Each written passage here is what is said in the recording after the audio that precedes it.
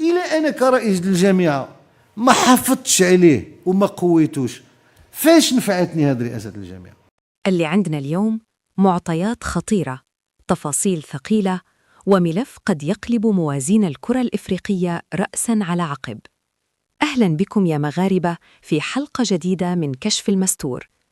إذا كنت تعتقد أن ملف مباراة الجيش الملكي والأهلي انتهى عند حدود عقوبة عادية أو بيان بروتوكولي، فأنت لا ترى الصورة كاملة.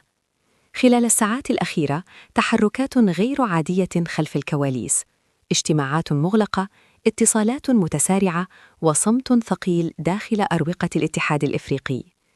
المهرب هذه المرة لم يخرج للشكوى، المهرب خرج المعطيات. ولكن قبل أن نبدأ، لو أنت محب للمغرب، اضغط لايك على الفيديو واشترك في القناة واكتب في التعليقات ديما مغرب، ولا تنسوا أن تعطروا فمكم بذكر الله والصلاة على رسولنا الكريم. مصادر مطلعة كشفت أن الوفد المغربي وضع ملفاً تقنياً متكاملاً أمام الجهات المختصة، يتضمن تسجيلات، توقيتات دقيقة، وتحليلات رقمية للحظات مفصلية من المباراة، لحظات كان يمكن أن تغير المسار بالكامل. السؤال الذي يطرح نفسه الآن: لماذا هذا الارتباك المفاجئ؟ ولماذا تغير الخطاب خلال ساعات فقط؟ الكل شاهد المقذوفات، الكل شاهد التوتر، لكن ما لم يعرض على الشاشات هو ما تم توثيقه بكاميرات خاصة وتقنيات تحليل متقدمة. المغرب لم يتحرك بالعاطفة، تحرك بالصبر ثم بالدليل. تقرير تقني مفصل يتحدث عن لقطات لم تعد من زوايا معينة، عن توقيتات تواصل بين غرفة الفيديو وتقنيين في لحظات حساسة من المباراة. هل هو خلل؟ هل هو سوء تقدير؟ أم مجرد تزامن غريب؟ الملف الآن لم يعد مجرد احتجاج رياضي، بل أصبح قضية نزاهة وتدبير. الأكثر إثارة أن البيانات الرقمية التي تم تحليلها أظهرت اختلافات بين البث المباشر والنسخ الخام لبعض اللقطات. وهنا بدأ السؤال يكبر: كيف يمكن للقطات حاسمة أن تختفي من زاوية وتظهر من أخرى؟ ومن المسؤول عن قرار الإعادة أو عدمها؟ المغرب بثقله الرياضي والمؤسساتي طالب بتوضيحات رسمية دقيقة وليس بقرارات رمزية، لأن المرحلة القادمة أكبر من مباراة. نحن على أبواب استحقاقات قارية وعالمية، والنزاهة اليوم ليست خياراً بل ضرورة. هناك حديث عن احتمال فتح تحقيق موسع بإشراف جهات أعلى، وهناك من بدأ يراجع حساباته قبل صدور أي قرار رسمي. الموضوع لا يتعلق بركلة جزاء فقط ولا بلقطة تحكيمية عابرة، بل بثقة منظومة كاملة. في الكواليس التوتر واضح، تصريحات غير مباشرة، لهجة أكثر هدوء، ومحاولات لاحتواء الموقف. لكن الرسالة المغربية هذه المرة كانت واضحة: الملفات تناقش بالأدلة لا بالضجيج. اليوم الجيش الملكي لا يبحث عن تعاطف، بل عن عدالة رياضية شفافة. الساعات القادمة ستكون حاسمة، إما تثبيت الثقة في المنظومة أو فتح باب مراجعة عميقة لكل ما حدث.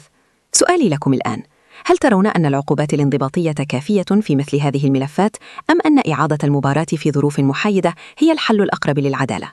اكتبوا آراءكم وخلوا النقاش يكون في مستوى الحدث، لأن ما يحدث اليوم قد يحدد شكل المنافسات الإفريقية لسنوات قادمة. ديما مغرب. لكن قبل ما نختم، خلوني نكشف لكم نقطة خطيرة جدا. المصادر تؤكد أن الملف المغربي ما كانش مجرد رد فعل بعد صافرة النهاية، بل كان تحركاً استباقياً مبنياً على قراءة دقيقة لما حدث دقيقة بدقيقة. في الدقيقة 74 تحديداً، اللحظة اللي قلبت الإيقاع، تم تسجيل تزامن تقني غير عادي بين مراجعة اللقطة وبين انقطاع زاوية الإعادة الأساسية. هل هو خطأ؟ ممكن، لكن تكرار الخطأ في نفس اللحظة الحساسة هو الذي يفتح باب الشك. الأخطر من ذلك أن تحليل البيانات أظهر أن نسخة البث الدولي لم تتطابق بالكامل مع النسخة التقنية الداخلية، وهنا بدأت الأسئلة تتحول إلى مطالب رسمية بالتوضيح. المغرب لم يخرج ليصرخ، خرج ليضع المعطيات على الطاولة. وفي الكواليس هناك حديث عن اجتماع طارئ داخل لجان مختصة لدراسة كل المعطيات الرقمية. الوجوه متجهمة والتصريحات أصبحت محسوبة بالكلمة، لأن الملف لو تطور قد يفتح باب مراجعة آليات عمل تقنية الفيديو بالكامل في المسابقات القارية. وهنا مربط الفرس. المغرب اليوم ليس مجرد طرف في مباراة، المغرب بلد يستعد لاستحقاقات كبرى ويعرف أن صورته التنظيمية أهم من أي نتيجة ظرفية. ولهذا كانت الرسالة واضحة: إما الشفافية الكاملة أو المساءلة الكاملة. الجيش الملكي سيواصل المنافسة، لكن خلفه مؤسسات لن تترك أي نقطة غامضة بدون توضيح. في الساعات القادمة قد نسمع عن توسيع دائرة التحقيق، مراجعة شاملة لتقرير الحكم وتقنية الفيديو، أو حتى قرارات غير متوقعة تعيد ترتيب المشهد. واللي خاص الجميع يفهمه أن زمن تمرير اللقطات الرمادية قد انتهى. اليوم كل ثانية تحلل، وكل زاوية تراجع، وكل إشارة تفكك رقمياً. المعركة لم تعد داخل المستطيل الأخضر فقط، بل أصبحت معركة ثقة ومصداقية. وإذا كانت كرة القدم لعبة تفاصيل، فالتفاصيل هذه المرة قد تصنع تاريخاً جديداً في طريقة إدارة النزاعات القارية. السؤال الحقيقي الآن: هل نشهد بداية مرحلة أكثر شفافية في الكرة الإفريقية، أم أن الملف سيطوى بهدوء حفاظاً على التوازنات؟ أنتم جزء من هذا النقاش. اكتبوا آراءكم. هل العدالة تكون بعقوبة صارمة، أم بإعادة المباراة في ظروف محايدة تضمن تكافؤ الفرص؟ شاركوا الفيديو، خلوا الصوت يصل، وخلي النقاش يكون في مستوى الحدث، بلا تعصب، بلا انفعال، فقط من أجل كرة قدم نظيفة. ديما مغرب، والقادم قد يكون أكبر مما نتوقع. لكن اللي خاصكم تعرفوه إن الملف ماشي مجرد تسجيلات ولقطات فيديو. الملف تحول إلى صراع إرادات. في الكواليس هناك ضغط غير مسبوق، اتصالات متتالية، محاولات لفهم ما الذي يمتلكه الجانب المغربي بالضبط، لأن الغموض هذه المرة هو أخطر سلاح. تخيلوا معي لجنة تقنية تجتمع بشكل طارئ، شاشات كبيرة تعرض لقطات بطيئة جدا، إعادة بناء المشهد إطاراً إطار، ومهندسون يعيدون تحليل مسار الكرة، زاوية السقوط، توقيت صافرة الحكم، وإشارة غرفة الفيديو. الأمر لم يعد انفعال جمهور، بل تحليل بيانات. المعطيات تشير إلى أن هناك لحظات تم فيها تقليص زمن الإعادة مقارنة بالمعتاد، ولحظات أخرى لم تعرض فيها الزاوية العكسية التي توضح الاحتكاك داخل منطقة الجزاء. هل هو سوء تقدير بشري، أم خطأ بروتوكولي، أم مجرد ضغط مباراة كبيرة؟ كل هذه الأسئلة الآن مطروحة بشكل رسمي.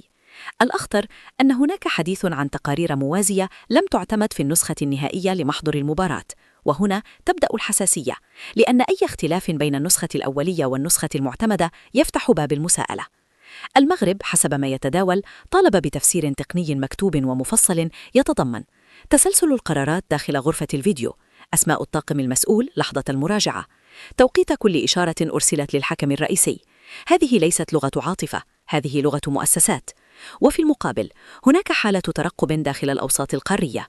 الكل ينتظر، هل سيتم الاكتفاء ببيان تقليدي، أم نشهد خطوة غير مسبوقة بإعادة تقييم شامل لما حدث؟ لا ننسى أن الكرة الإفريقية تمر بمرحلة إعادة هيكلة كبرى. سمعة المسابقات القارية أصبحت على المحك، والأندية الكبرى لم تعد تقبل بالقرارات الغامضة. الجيش الملكي بتاريخه ليس نادياً عابراً في المشهد، وأي ملف يرتبط به يتحول تلقائياً إلى قضية رأي عام رياضي. المثير أكثر أن بعض الأصوات بدأت تتحدث عن ضرورة تطوير بروتوكول تقنية الفيديو في إفريقيا، وإلزامية نشر التسجيلات الصوتية بين الحكم وغرفة الفار في المباريات الحساسة. هل نكون أمام لحظة تحول حقيقية؟ قد تكون هذه المباراة مجرد شرارة، لكن تداعياتها قد تصل إلى ما هو أبعد من نتيجتها. المغرب اليوم لا يطلب امتيازاً، بل يطالب بمعيار واضح يطبق على الجميع، والرسالة غير المعلنة واضحة: من يريد كرة إفريقية قوية يجب أن يحمي ثقة أنديتها. في الساعات المقبلة قد نسمع عن لجنة مراجعة مستقلة، عن تقرير تقني جديد، أو عن قرارات تعيد ترتيب أوراق كثيرة داخل المنظومة. كل الاحتمالات واردة، لكن المؤكد أن الملف لن يغلق بسهولة هذه المرة، لأن الجمهور أصبح واعياً بالتفاصيل، وأصبح يعرف أن التقنية لا تكذب إذا تم استخدامها بشفافية. وهنا أصل الرسالة: المعركة ليست ضد ناد معين، وليست ضد دولة معينة، بل ضد أي خلل قد يمس مبدأ تكافؤ الفرص.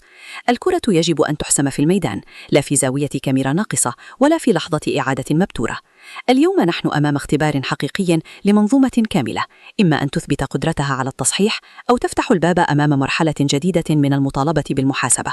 وأنا أقولها لكم بوضوح: القادم لن يكون عادياً، لأن الملفات التقنية إذا فتحت لا تغلق ببيان مقتضب.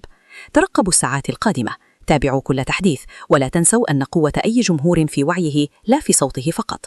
اكتبوا لي الآن في التعليقات، لو كنتم في موقع القرار، ما هو الإجراء العادل من وجهة نظركم؟ إعادة المباراة، نشر التسجيلات الصوتية، فتح تحقيق مستقل؟ النقاش مفتوح، والكلمة لكم. ديما مغرب، والعدالة أولاً وأخيراً، وفي كل الميادين.